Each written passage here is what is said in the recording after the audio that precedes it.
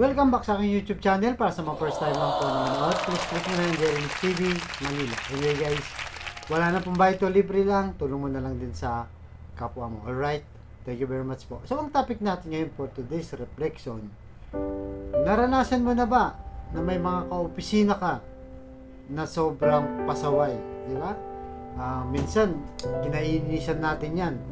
It's either sa opisina nga, factory worker, diba? Construction worker, o even sa mga teachers at kung ano pang mga trabaho. Di ba? May mga opisina tayo na minsan sobrang sip-sip. Di ba? Gusto nila sila lang laging bida. May mga credit grabber pa na akala mo sila lagi yung gumagawa nito. Di ba? Pero siyempre dahil isa kang reliyoso o reliyosa, pinapabayaan mo na lang. Di ba? Ano nga ba dapat gawin kapag ganito yung mga kaopisina mo o ka-empleyado mo? Ang sabi dito sa Bible, ayon sa Colossus chapter 3 verse 13, magpasensyahan kayo sa isa't isa at magpatawaran. Kung may hinanakit kayo kanino man, dahil pinatawad din kayo ng Panginoon. And guys, napakalinaw, di ba? So, magpasensyahan, unawain yung isa't isa, at magpatawaran daw. Sabi sa ating binasang Bible, girls. So, number 1, ano nga ba dapat gawin sa mga pasaway na mga kasama natin sa trabaho? Number 1, siyempre, ipagdasal natin na sana, di ba, ay magbago na sila. Kasi sabi nga ni Papa Jesus, ipagdasal mo ang kaaway mo na baka matauhan, di ba? Biglang mauntog at magising siya na mali pala ang kanyang ginagawa. So, pangalawa, siyempre, examine din ang iyong sarili. I-examine natin ang ating sarili. Baka nga tayo rin ay may problema kaya ganun ang asal ng mga katrabaho natin sa ating mga opisina, di ba? So suriin natin ang ating sarili, baka nga mali nga rin tayo sa ating mga aksyon kaya sila nagiging pasaway. At ang pangatlo ay kailangan magpakita ng kabaitan, di ba? At respeto sa kabila ng nakikita natin na may attitude itong kasamahan natin sa trabaho. Pero siyempre, pagka sobra-sobra na naman ang ginagawa, meron naman punishment dyan. Lalo na kung nagbabiolate na siya sa opisina. Pero malinaw dito na gawan mo ng mabuti, baka nga makonsensya, di ba? Kung dati ini-snub mo lang sa pag may kinakain ka, anuin mo siya, imbitahin mo, kain tayo, di ba? Yung parang ganun ba?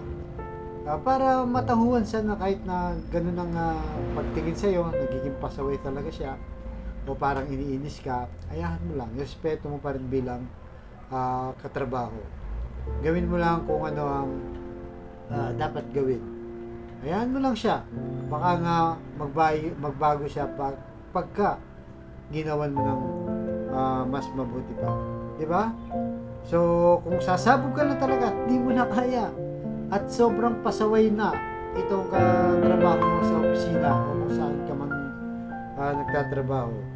So ano bang dapat gawin? So patawarin mo na lang siya. Hayaan mo na lang siya. Di ba?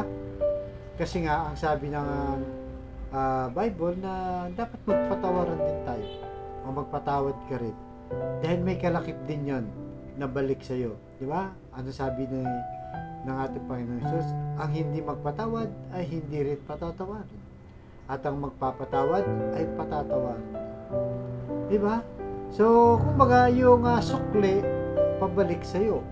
Kung nagpatawad ka, di ba may ka na, may gantimpala ka na dun sa pangakong patatawarin ka rin. Kasi kung hindi mo kayang patawarin yung kapwa mo, mananagot ka rin. Hindi ka rin patatawarin. Ang pangapat, siyempre, malaya ka na, di ba? Kapag pinatawad mo na siya, nagpasensya ka na, nagbigay ka na ng kindness, ng respeto, inayahan mo lang siya, di ba? Malaya ka na. Huwag mo na lang siyang pansinin guys, di ba? Huwag mo na lang siyang pansinin kung ano man ang ginagawa ng masama, basta ikaw magtrabaho pa lang. Basta hindi siya lumalagpas dun sa hindi na dapat o kailangan na siyang isumbong mismo sa opisina o sa boss mo na sobra-sobra ng kanyang ginagawa, di ba? Pero hanggat kaya mo, respetuhin mo na lang at ipagdasal siya, baka nga magbago pa ang kanyang pagkatao ay matulungan mo pa kahit pa paano.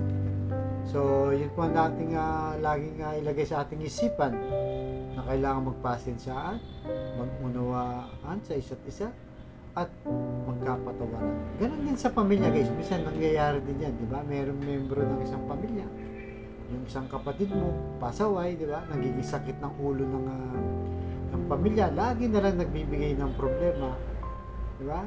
Lagi na lang na-stress ang pamilya pagka siya may ginagawa. So unawain mo pa rin, pagpasensyaan, ipagdasal ang importante dyan, at patawarin.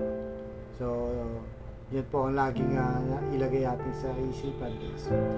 Kaya sa kapatid natin nanonood sa aking vlog na may matinding problema sa pamilya at problema rin sa financial, sabayin mo ka sa napakasimpleng dasal na kung kayo maniwala at magtiwala, ay tiyak yun pagkakalob sa iyo ng ating Panginoon Jesus sa tamang panahon. So tayo manalangin. Lord, i-bless niyo po ang kapatid naming nanonood sa aking vlog na malubhan na po ang karamdaman.